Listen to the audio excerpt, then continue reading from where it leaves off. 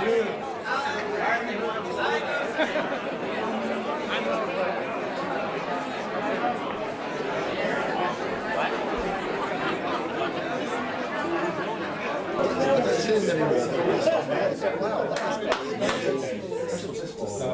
and gentlemen, welcome to this unique evening, on such a beautiful evening and in such a wonderful location. We as southern visitors feel very privileged to be part of your discussions and your convivial appraisal of Malcolm's literary skills this evening. My name is Tony Giddings, that's my wife Maureen, who's looking at me critically and at a given time when her watch says so. My job here is really a very pleasurable one because Malcolm and I have known each other for over 60 years, since we were young and impressionable teenagers, and we have followed each other's careers with some interest.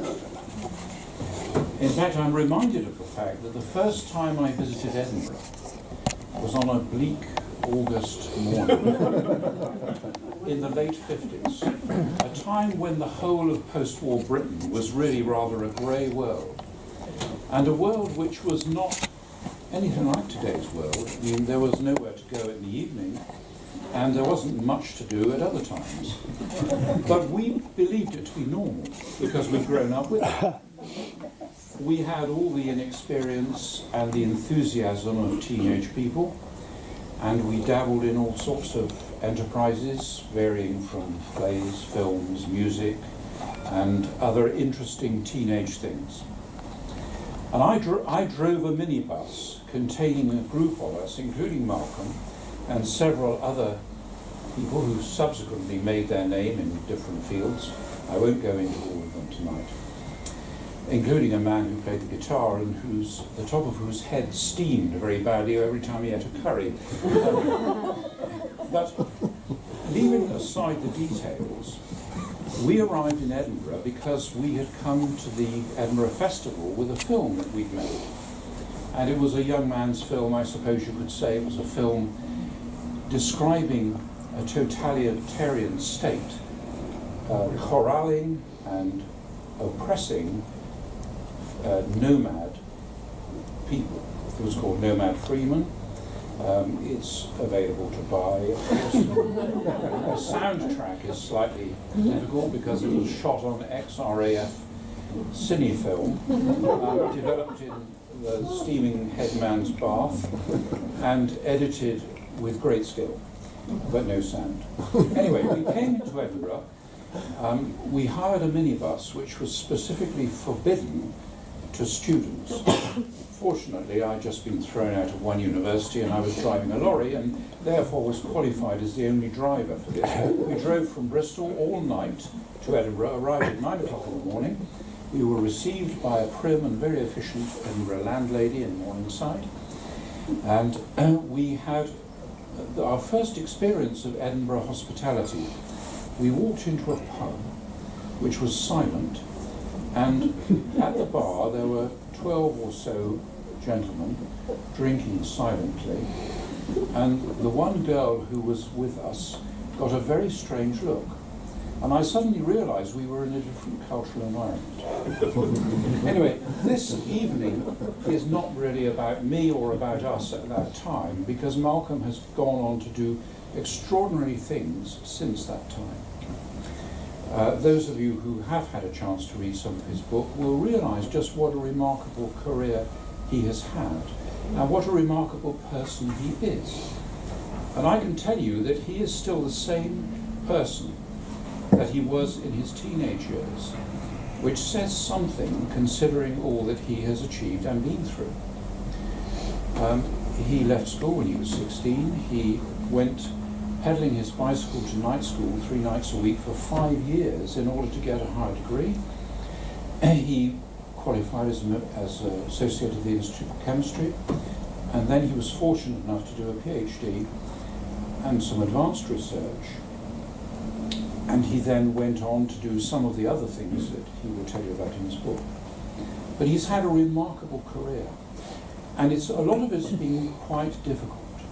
And throughout he has borne the difficulties with an extraordinary fortitude and tolerance. He is not a man who makes easy judgments about people.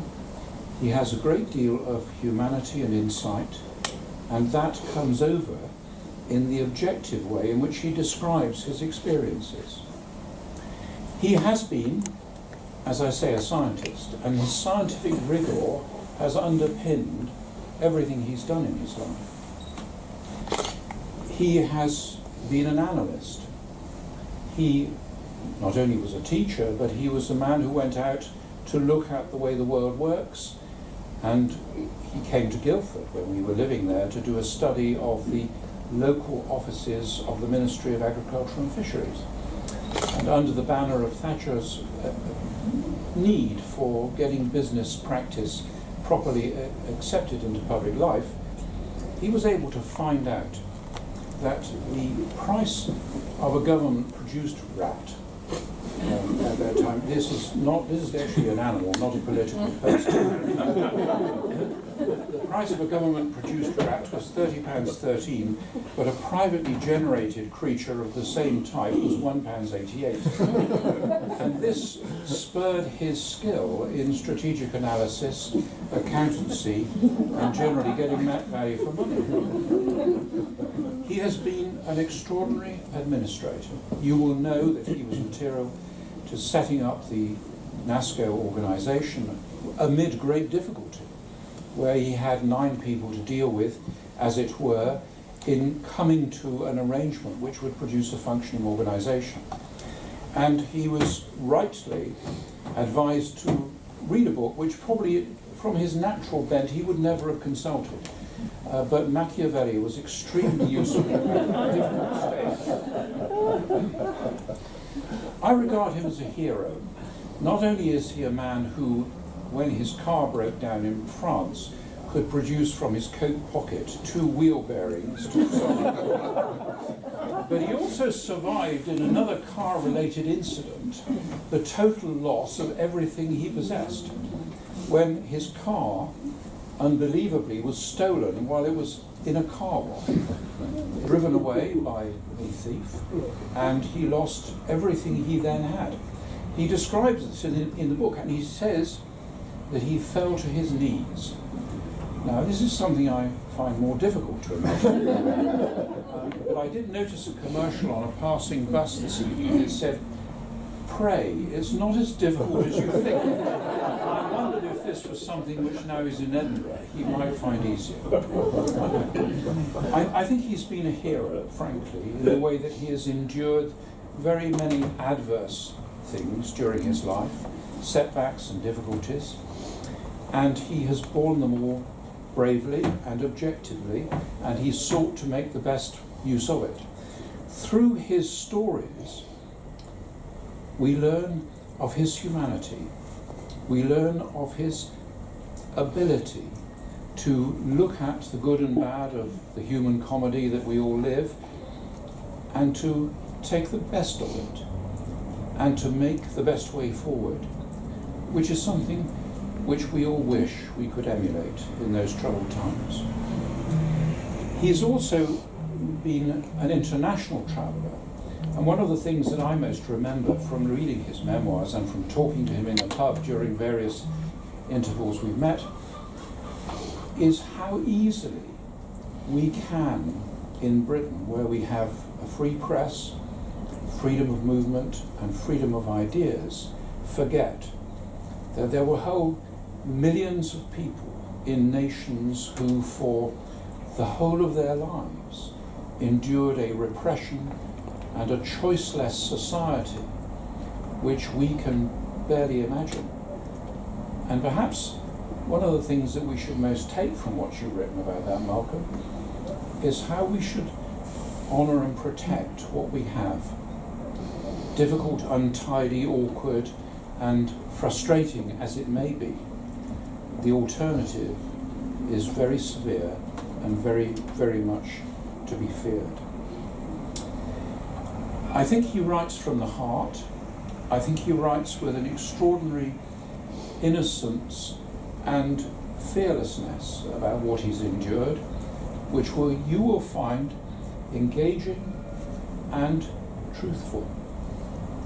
You can tell when people are making it up or exaggerating, and he doesn't. He tells it as it is, and that is what gives great validity to this quite short but very deep book which he's written. He will dismiss it as just a little something that he felt he wanted to get off his chest. But actually I think it has greater character and depth than is merited by that consideration. I think that despite everything, we come to learn a little bit more about Malcolm, but it still resonates with the person I first met, who was generous, open-minded, and determined to seek out the best in everyone he knew, including the people he was with then, like me, who certainly didn't deserve it. There is only one more question that I have to ask you to help me answer tonight, and that is whether he will complete Volume 2. Because there are a certain number of things which I notice are not appearing in his book. There is, for example, his faith and experimental work on the aphrodisiac qualities of monkfish. There is also, I know many of you probably drive fast, racy cars, and probably some of you have taken family saloons and you've had them so-called chipped in order that they will go faster and make more noise and so on. I'm sure you're familiar with this. Malcolm has taken part in an experiment where he's done the same thing to his heart. And that has produced a great increase in performance, possibly with the penalty of fuel consumption. But that's one other thing that he may write about in his next book. I think, on the other hand, he's given us 57 encounters out of a lifetime where there must be many hundred. They are all memorable and worthy of your attention. And I believe there is within them a lesson which we will all take to heart and we will all learn from, because he is a great teacher. Thank you.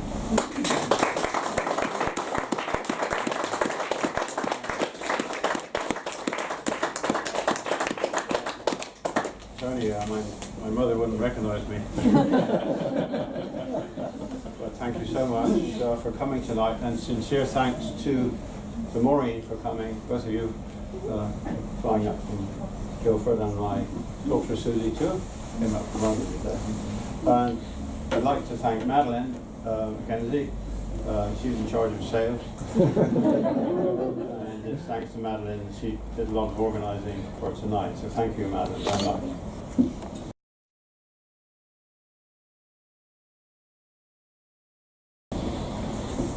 Well, Tony said we misspent our youth together, but he went on to become a very respected surgeon, whereas I kind of messed about all over the place, as you will see. So this little book, it's not a literary masterpiece, it's not a great novel, it will not make me rich. Steven Spielberg hasn't phoned. But I hope it celebrates our marvellously varied and amusing human species. And ask the question, why do you remember some things and not others?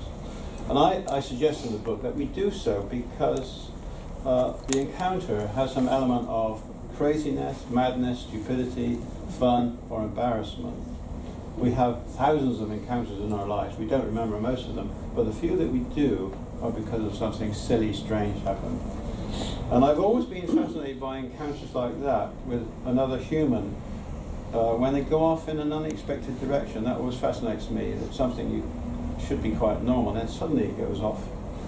It's very strangely. And I've spent a lot of time alone in hotels in the evening, so I would often write them down. True, I went to some strange places, but you can have an odd encounter anywhere. Communist countries were a very rich source for me because the people lived under regimes that were themselves crazy. As you said, Tony, the regimes are crazy. But let me start with an encounter that I had long ago in Bath, which is on page 4 of the book. And I'll just read that to you. I was walking along a street in Bath when I glanced a tall, thin man coming towards me with quite a silly walk, more of a lope. He passed me, but then swung on his heel and grabbed my shoulder hard. So I spun around. We were eyeball to eyeball. "Didn't you used to be Malcolm Windsors?" he said. There was a kind of accusatory tone in his voice. My mind raced. Should I admit it? Did he want to kill me? I thought it best to come clean. "Yes, I used to be." He stared at my face intently, as if he thought I was lying. Then he seemed a bit reassured. I started to say, do we know each other? But he interrupted me. "Do you know you've got a moustache?" he said. Well, at that time, many people had a moustache and flared trousers. And we also had orange wallpaper. I thought I'd better admit to the moustache too, as I sensed that otherwise he might try to rip it off. He let go of me and he loped off. I never found out who he was. And though my moustache is long gone, I still remember it, not this moustache, the encounter. There were rather a lot of mad people around, running whole countries in the last century. Hitler's Germany, Stalin's Russia, Mao's China, Hoxha's Albania, Saddam Hussein's Iraq. And do you know what? They nearly all had moustaches. And the madness hasn't stopped today. It's just moved. It's still endemic in North Korea, Somalia, and of course, the Islamic Caliphate, so-called. If these countries had been humans, they would have been locked up. But it wasn't necessary. They locked themselves up. You couldn't get into these places. The UN should open a lunatic asylum for countries, and I want to be the secretary of it, because I've got the experience. But moving on from Bath, I've found Ireland a good source too. I know we have some Irish friends here tonight. Ireland is interesting too. This encounter is actually rather recent, last year or the year before. Page 147. I'll read it to you. My booking was at the Radisson Hotel, Dublin. I walked through the front door to a reception desk where a uniformed young lady with a name tag on her chest reading SIOBHAN. She looked up from her screen and she gave me one of those artificial reception desk smiles. "Good evening, sir. How can I help you?" "I'd like to check in, please. My name is Windsor, Malcolm Windsors." "Sir, you're most welcome to the Radisson Hotel. I will just bring up your booking." I think that means they look at it, not regurgitate it.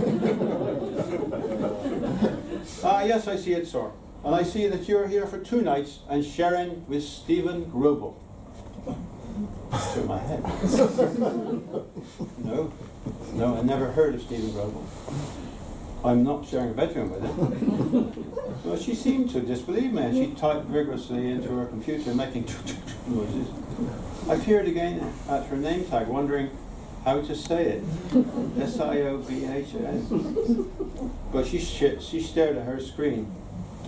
"Sir, our reservation system definitely shows you as staying for 2 nights and sharing a room with Steve Grobel." Now he was Steve. I didn't like this suggestion of intimacy. "Well, she hold then," I said, trying to read her name tag again. She didn't like that. Sheldon, your reservation system is wrong. I have never heard of Stephen Grobel. I have no intention whatsoever of sleeping with him. She gave a smirk and a slight sigh as if she suspected that Steve and I had fallen out. She typed even more vigorously staring at the screen. After what seemed like minutes, she looked at me again and resumed the receptionist's thin smile. Oh, don't worry, Mr. Windsor. I've sorted it out. Here's your key. You're in room 333. She looked over my shoulder at the guests queuing behind me. I didn't move. Thank you, Trombone. But let's be clear. I am not sleeping with Stephen Grove. Are you sure you have sorted that out? I must insist my room is not shared with Stephen Grove. She looked pained with a hint of impatience. No, sir. Definitely not shared with Mr. Grove. The other guests looked quite interesting in this conversation. But I turned past them with relief and headed for the lift. I got to the third floor. I found my way to room 333. My plastic key smoothly opened the door. Who was in my bed?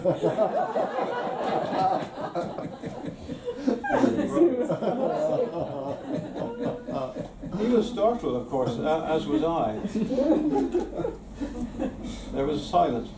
You must be Stephen Grove, I said.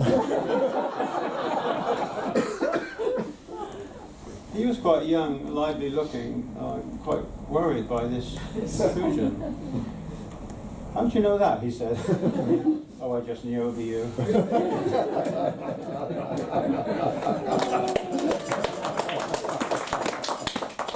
And then we go to the United States, page 49. I think the United States can be a great source because, as you know, we're divided by a common language. I went to work in California in the late 60s, and after arriving there to spend 2 years at UCLA, and that was all thanks to Yuri Gagarin, and you have to buy the book to find out why. I ventured out to eat for the first time, my first meal out in California. It was not an expensive restaurant, but I knew that they began to make wine in California. And having wine at home had been a rarity, only for Christmas and wedding anniversaries. But here it was cheap and the wine industry was growing fast. I was interested to see what kind of wine they were making. And now, suddenly, after being poverty-stricken in Britain, after finishing my PhD, I had money to have wine with food. The waiter, a typical young Californian, fit, tan, lovely teeth, came over to take our order. There was one local red wine on the menu, but it gave no details of it or the vintage or anything. So I said to him, I've just arrived from Britain and I'd be very interested to try the Californian red wine on the menu. Do you know anything about it, where it comes from, what vintage, how old is it? He had no doubt picked up I was a foreigner from my accent. There was a long pause. He considered this odd request suspiciously. Vintage? How old? I sensed he wanted to reassure me. He came over and he said, Sir, you don't need to worry about that. All our wine is fresh.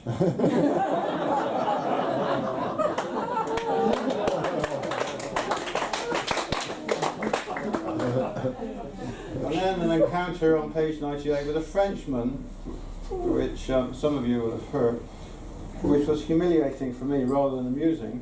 The plane from London had arrived at Bordeaux late, and I had little time to get to the railway station to get to a train to Biarritz to speak at a conference. And I rushed into the station. It was a big station, and all the platforms were right here, and you went down to a corridor across underneath and went up to each platform. I crossed. The Biarritz train was announced just as I arrived, but it said it was departing from platform 10. I ran down the steps and along the corridor and up to platform 10, but there was no train there. I heard another announcement that there contained the word Biarritz, and I thought said platform 4, cat. So I hurried back down, ran all along corridor 4, sprinted up steps to platform 4. There was a train there, but it wasn't going to Biarritz. Then I heard a third announcement about another change of platform to number 9, but I didn't hear the destination. I must be Biarritz, I thought, and I descended again to the underground corridor and up the steps to platform 9. There was a train there, and it was just about to leave. So I jumped on it.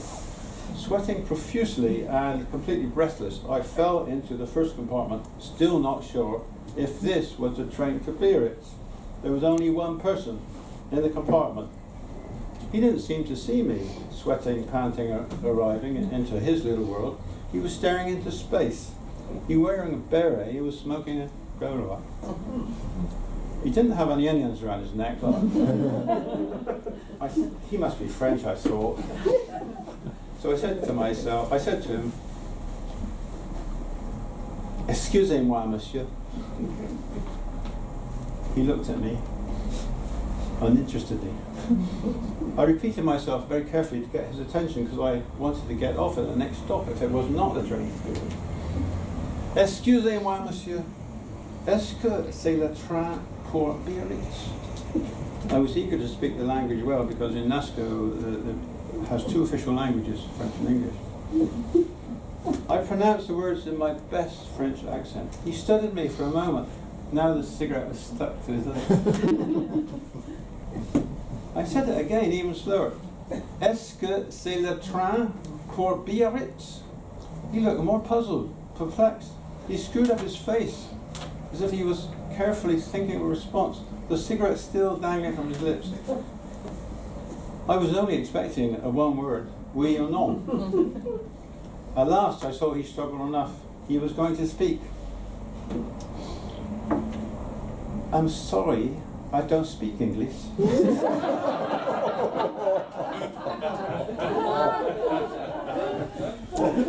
Humiliating. Well, would you like just one more? Okay, well, then you don't need to buy the book at all.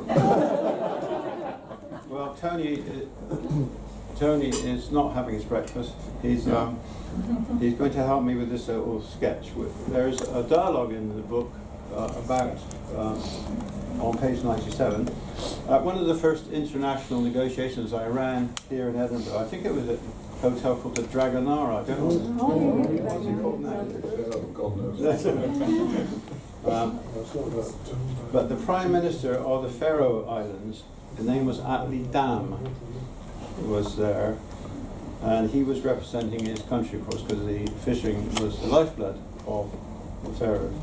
He was a big, thick-set Nordic man, a few words, no small talk. Although he spoke very good English, he'd been educated in Britain, and I was sitting behind him at the table, and he was having breakfast, intently reading his briefing papers for the difficult negotiations ahead. The waiter, by contrast, was short, dark, with a black moustache, and chatty. He's probably from Barcelona. But he was on a mission to be nice to the customers, and I observed this little dialogue between this waiter and the Prime Minister of Faroe Islands, and it went something like this. So Tony and I are going to do it. I'll be the waiter.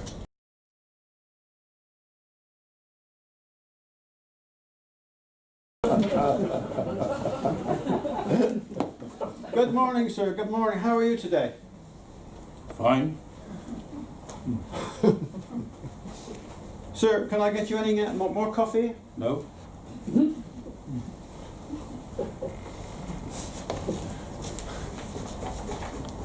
Are you going in to see the sights of Edinburgh today, sir? No? No? Oh, what a shame, sir. What a shame. Poor you. Are you working, sir? Yes.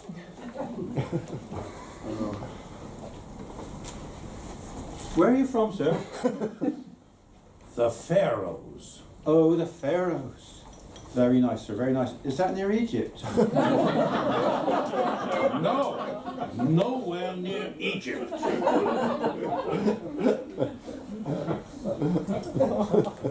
Waiter goes away, circles the room 3 times.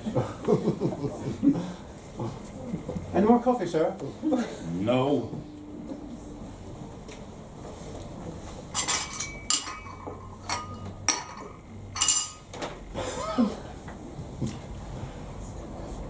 Well, you have a nice day, sir. You said you were working here in Edinburgh today. Yes. Very nice, very nice. And who do you work for with the Faroes? The government. Very nice. Very nice. That must be very nice working for the government. But at this point, Attlee Dam snorts, and the colour was rising. He seemed incensed with the thought that it was nice working for the government. The waiter hovered around a bit and then hones in along on the table. So, sir, what do you do with the Faroes in the government? I'm the bloody Prime Minister.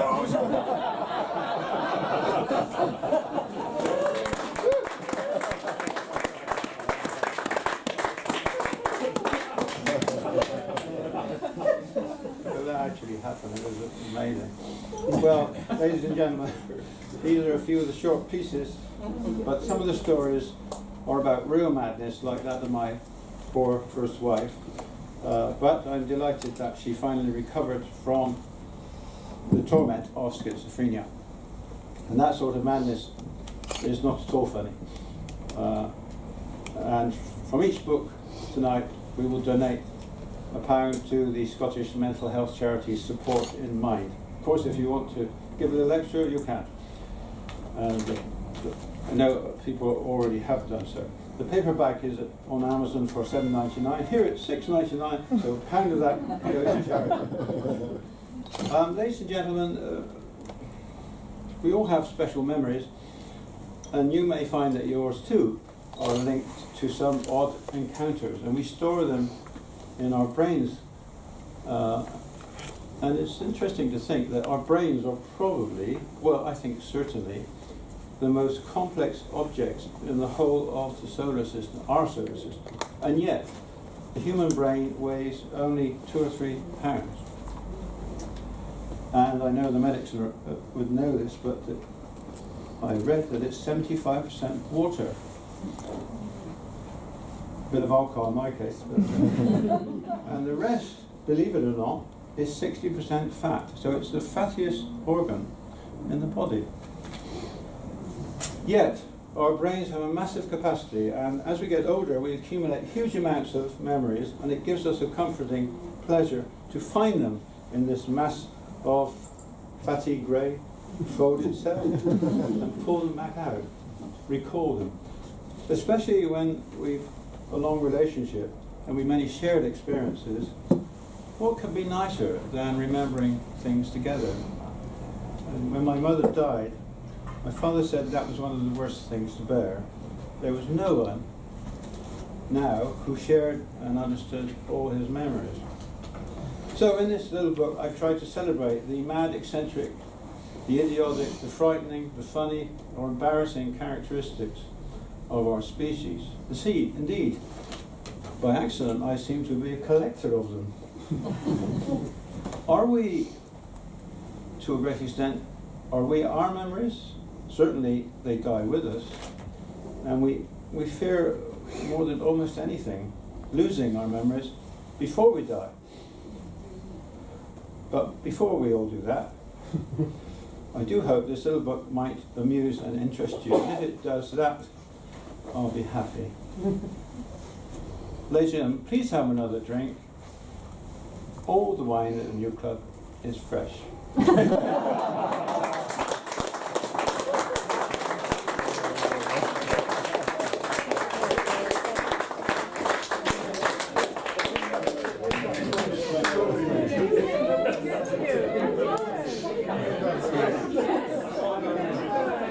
What a guy.